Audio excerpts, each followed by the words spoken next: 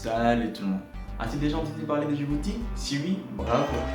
T'as une très belle culture générale. Et sinon, t'inquiète pas, tu fais partie des 90% des gens restants qui n'ont jamais entendu parler de Djibouti. Je trouve que ce pays est très méconnu, et à tort, parce que de un, c'est un très beau pays, mais aussi c'est un pays très insolite. Alors allons à la découverte de ces pays. Djibouti est surnommé le Havre de la paix, alors qu'il est entouré par des voisins pas très calmes, qui sont la Somalie, l'Éthiopie, l'Érythrée ou même le Yémen.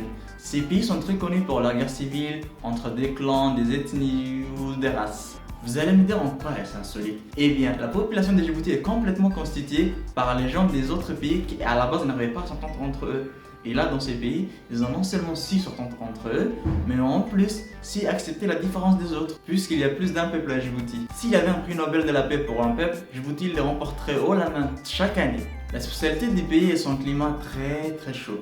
Vous tapez sur Google chaleur, feu, enfer, tous les synonymes, et vous aurez des photos de Djibouti. C'est le seul pays au monde à avoir une seule saison pendant toute l'année. Mars il fait chaud, août il fait chaud, novembre il fait chaud, janvier, et bon, janvier il fait pas si chaud, mais il fait toujours chaud. Même le corbeau réputé vivre dans des endroits chauds déclare forfait là-bas. Pendant l'été, en marchant dans la rue, tu pourrais voir un corbeau tomber. Les gens ne vivent pas, ils survivent. Si la température descend jusqu'à moins de 30 degrés, le président va sortir pour vous annoncer une fête nationale. Mes chers compatriotes, c'est votre président qui vous parle. J'ai appris par les billets de la météo que les 3 prochains jours, la température atteindra les 30 degrés. Alors j'ai le plaisir de vous annoncer que les 3 prochains jours seront des jours de vacances. Alors sortez, profitez, car c'est du jamais vu dans notre pays. Donc à cause de toute cette chaleur, la pluie se fait très rare et les gens demandent à ce qu'il pleuve ne serait-ce qu'une seule fois pendant toute l'année. Je comprends, mais quand enfin leur vie s'exauce et qu'il pleut, ils s'en plaignent. Qu'est-ce qui ne va pas dans votre tête? S'il y avait une chose que je me demande, c'est à quoi pensaient nos ancêtres quand ils s'installaient là? Ouh. Oh putain, il fait chaud. Ça, viens là. Viens là, j'ai trouvé la terre idéale pour faire souffrir nos descendants. Ici, il fait très chaud. Mais les déserts est encore plus chaud. Oui, les déserts. Les déserts, certes, les matins c'est chaud, mais la nuit il fait froid et ils vont en profiter. Ici, matin il fait chaud, midi il fait chaud, les soirs il y a tellement pas d'air qu'ils vont s'étouffer. Tu montres ça à un Djiboutien et tu lui dis que c'est une mannequin. Cette fille est une mannequin. Oui, elle pose même pour des grandes marques. Des grandes marques. UNICEF, c'est ça? À Djibouti, le mot sexy porte une toute autre signification. Pour nous, sexy, c'est ça, ça ou ça. A l'inverse, c'est plutôt les filles minces qui subissent toutes sortes de préjugés qui, j'avoue, font chier. Oh, que t'es mince, on t'enferme dans ta chambre quand les gens mangent chez toi? Oh, regardez-moi ces corps tout chétifs. T'es malade, ma chérie? Tu es en froid avec la nourriture? Il faudrait qu'on m'explique c'est quoi le problème avec la mode. On dirait plus la mode ça va, plus ils veulent faire ressembler les hommes et les femmes. Il n'y a pas si longtemps, ils avaient déjà sorti le slim qui est un cousin éloigné du collant, oui, le collant que les filles elles portent. Et récemment, ils nous ont sorti les jeans serrés. Collant, ouais, appelez-le comme il se doit. Est-ce que ça, c'est un jeans pour homme? C'est quoi la prochaine étape 1 pour 2018? Un collant moulant pour homme et des talons pour homme? Oh putain. Ah Martien, attends-moi, je chante de planète aussi. En tout cas, si la monde a le temps à faire ressembler les hommes et les femmes, et bien les hommes à Djibouti sont très à l'avance, puisque eux sont déjà passés à la jupe, et depuis très longtemps. Le pire, c'est que c'est signe de virilité. Ah oui, c'est vraiment un pays de fous. Djibouti est le seul pays à légaliser la drogue.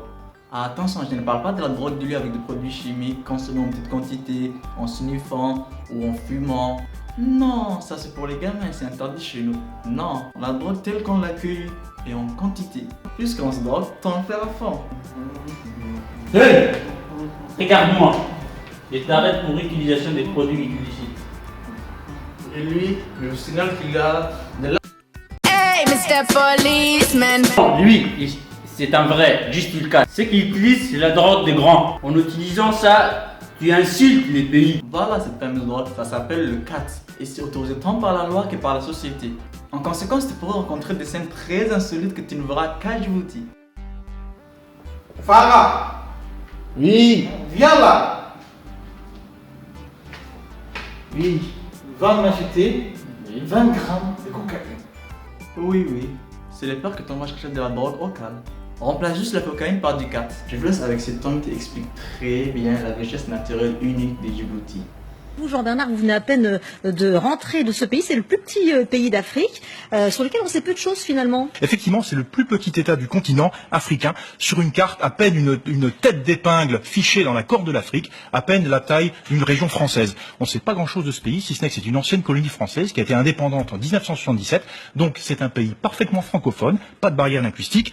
Alors, petit pays par la taille, mais grand par le potentiel touristique, avec à la fois des attraits côté terrestre et côté maritime, ce qui en fait une destination absolument unique. Alors parlez-nous justement de ces attraits, notamment de ces magnifiques paysages. Alors impossible d'être déçu côté paysage, on en prend franchement plein la vue. C'est un pays hors du commun sur le plan de la géologie, parce qu'il est situé à la jonction de 3 failles de la croûte terrestre. Donc au niveau tectonique, ça bouge dans tous les sens depuis des millions d'années. Ça donne un résultat absolument spectaculaire, un paysage minéral, volcanique, lunaire, avec des champs de lave, des lacs salés, des cheminées de soufre, des étendues désertiques. C'est sans équivalent sur la planète. Le deuxième chose qu'on doit évoquer, c'est que c'est côté terrestre, mais également côté maritime, parce qu'il y a une façade maritime sur la mer Rouge. Pour les plongeurs, ça veut dire beaucoup de choses. Des eaux chaudes, poissonneuses, facilement accessibles, des sites de plongée absolument merveilleux. C'est le top pour la plongée. Et c'est justement la bonne saison pour nager avec le requin-baleine. Ben oui, figurez, au moment où je vous parle, il y a des gens qui sont au fin fond du golfe de Tadjoura en train de nager, de faire du snorkeling avec des requins-baleines. On s'y croit. C'est l'un des endroits les plus réputés sur la planète. Les rencontres avec les requins-baleines sont garanties. Voilà les amis, c'est tout pour aujourd'hui. Nous arrivons à la fin de la vidéo. Si la vidéo t'a plu, mets un gros like, partage et abonne-toi. C'est très important. D'autres vidéos arrivent très bientôt.